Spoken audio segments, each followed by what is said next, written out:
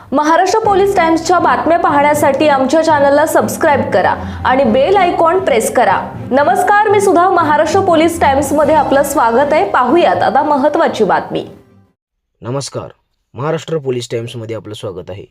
एक मोठी आणि धक्कादायक बातमी। कासेगाव ते देवकुरळी रस्त्याचे काम पूर्ण होऊन अवघे 3 महिने उलटले नाहीत, तोच हा रस्ता पूर्णपणे खराब झाला आहे।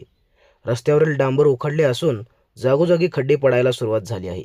विशेष म्हणजे या रस्त्याचे काम सुरू असताना महाराष्ट्र पोलीस टाइम्सचे अत्यंत धाडसाने हा रस्ता अत्यंत निकृष्ट दर्जाचा होत असल्याबाबतचे वृत्त सप्रमाण प्रसिद्ध केलं होतं।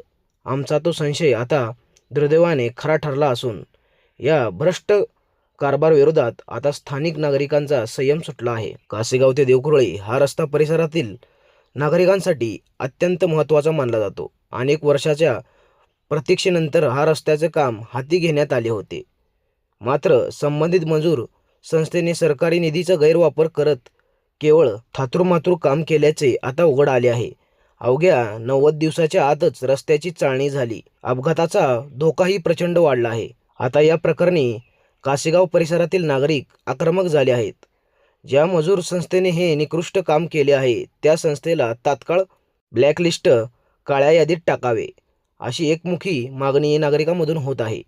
तसेच या संपूर्ण कामाची वरिष्ठ पडताळणी करून चौकशी करून दोषी अधिकाऱ्यांवर कडक कारवाई करण्यात यावी। जर प्रशासनाने यावर तात्काळ पाऊल उचलले नाहीत तर तीव्र आंदोलनाचाही इशारा ग्रामस्थांनी दिला आहे।